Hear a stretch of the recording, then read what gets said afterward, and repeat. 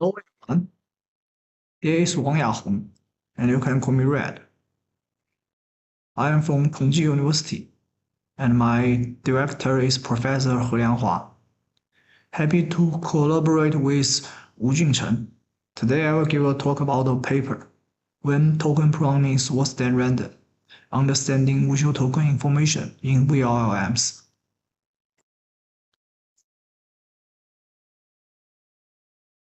This talk is divided into four parts: background, methodology, experiments, and a conclusion. First is the background. Let's begin with the bottleneck addressed in our work, which large language models and we call the VLLMs in our paper incur high computational cost because they rely on hundreds of visual tokens to represent images. To accelerate inference, various training-free token pruning strategies have been explored as a solution. However, we identified a critical limitation, as shown on this slide. In the deeper layer of the VLLM's language decoder, existing token pruning method performs similarity to, or even worse than, simple random pruning. The graphs illustrated this phenomenon clearly. For Lava 1.57b,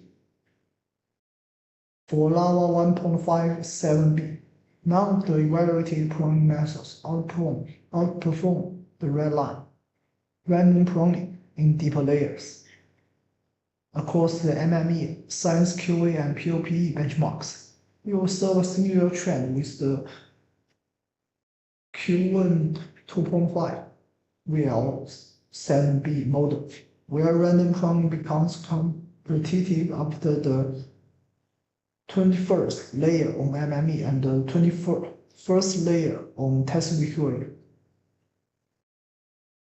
This intriguing failure motivated us to rethink the failure of existing token pruning method in deep layers through the lens of visual token information.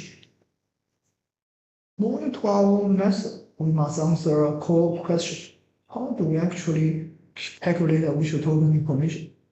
To achieve this, we estimate a visual token information by measuring changes in mode output probability when this token is removed.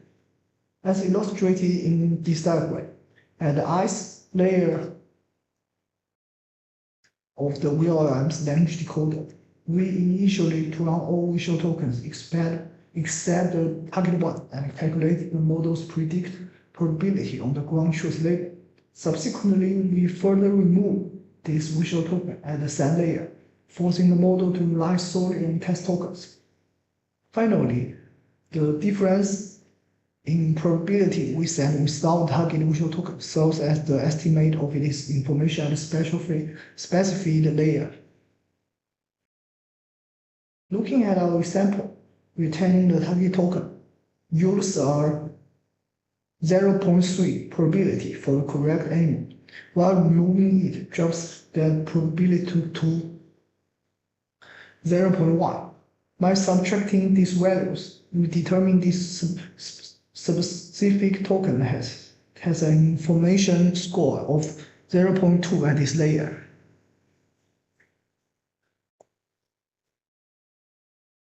Now, let's look at the effectiveness of our proposed information model.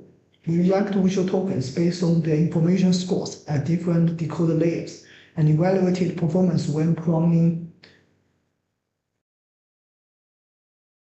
88% or 75% of the low information tokens. As shown in the charts, remove these low information tokens from the Lava 1.57b model across the MME and SVQA benchmarks consistently outperforms the original unpruned base model. We observed highly consistent results on the stronger Q1 2.5 VL7B model as well. This clearly indicates that low information visual tokens are unnecessary and may actually hinder inference. By removing this, we prevent them from interfering with the model's ability to focus on tokens that contain genuinely important information. thereby improving both efficiency and accuracy. Next, we use our information metric to evaluate existing token pruning methods.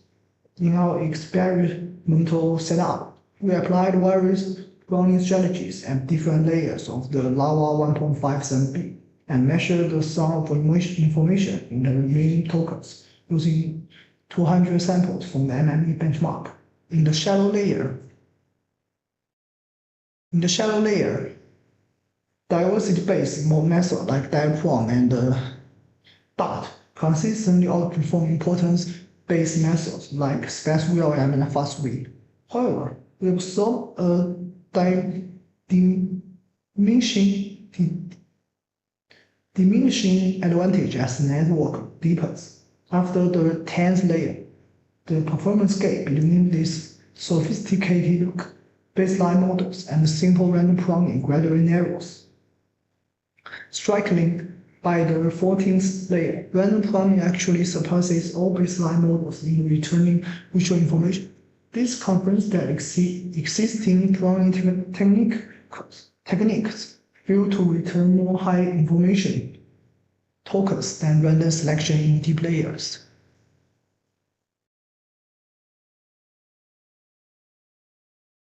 Why does random pruning become so competitive in deep layers? The underlying cause is the uniform vanishing of visual token information as the layers deepen.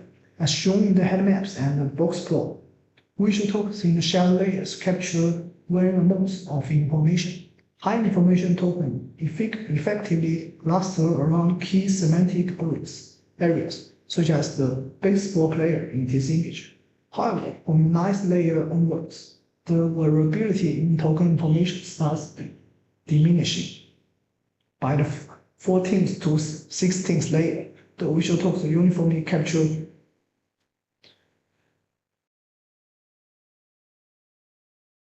negligible information. Because the information distribution becomes entirely uniform, the selection of which visual tokens to prune no longer influence model performance.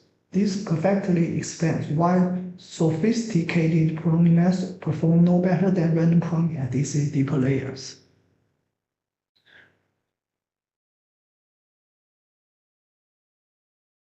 Let's introduce the concept of information horizon.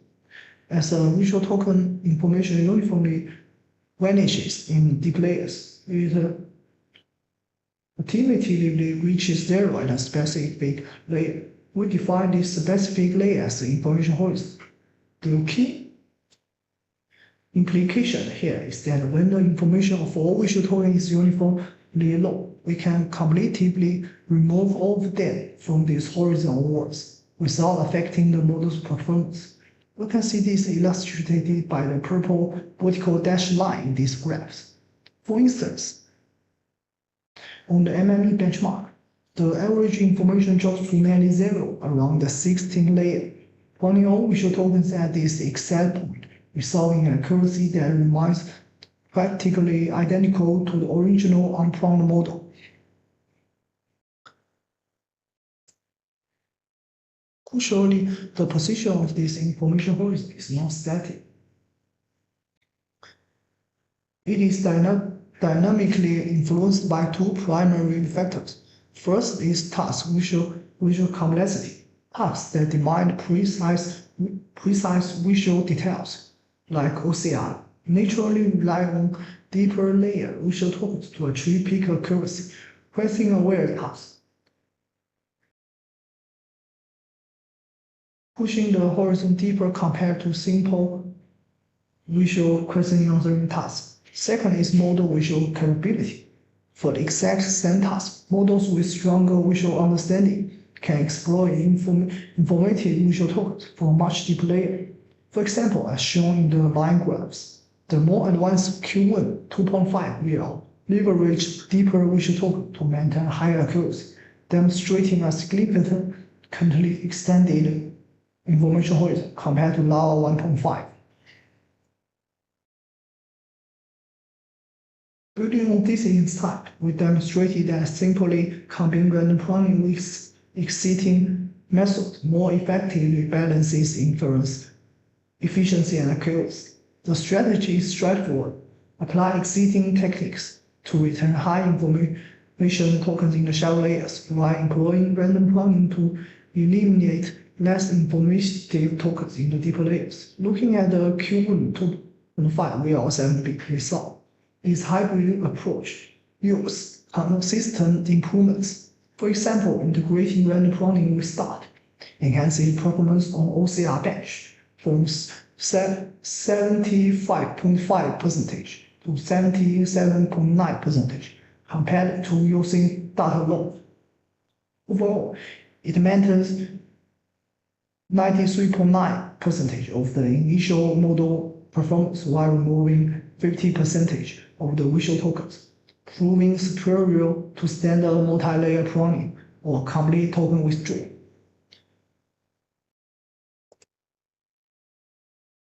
We validate this hybrid strategy on the LAO 1.57 model as well, and the results are equally compelling.